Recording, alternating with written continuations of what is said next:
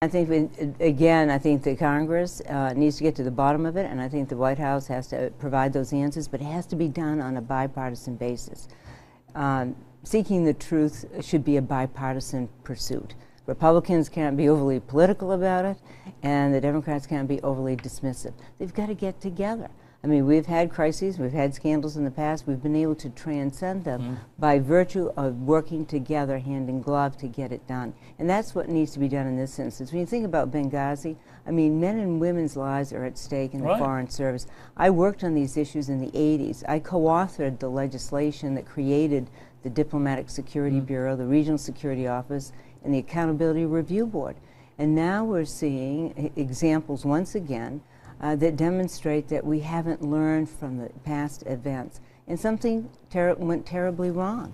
What's been the reaction to your book, Up on the Hill? Have you had a good reaction? Well, I haven't heard from my former colleagues. I mean, people have been positive.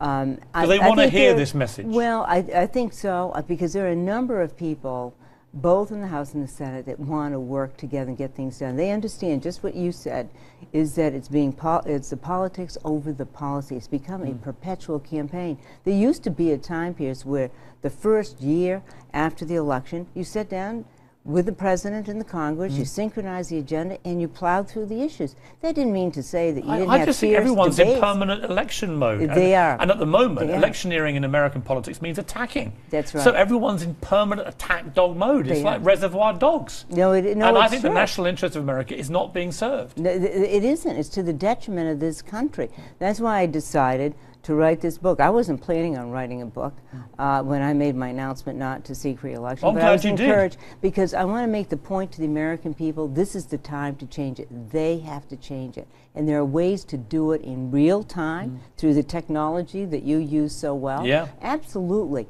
People can do it. Just as those who fanned the flames of polarization, we ought to be able to do it together and seek bipartisanship and demand it. Otherwise say, you know what, you're out. I totally agree. We don't even have a budget. You are speaking my language. Well, actually, you're not really, but you sort of are. It's English, isn't it? It's a common language. Fighting for common ground, how we can fix the stalemate in Congress. Terrific book. I urge everyone in Washington, never mind the viewers, Washington, go and read this book and wake up to what is happening. Thank you very much for joining me.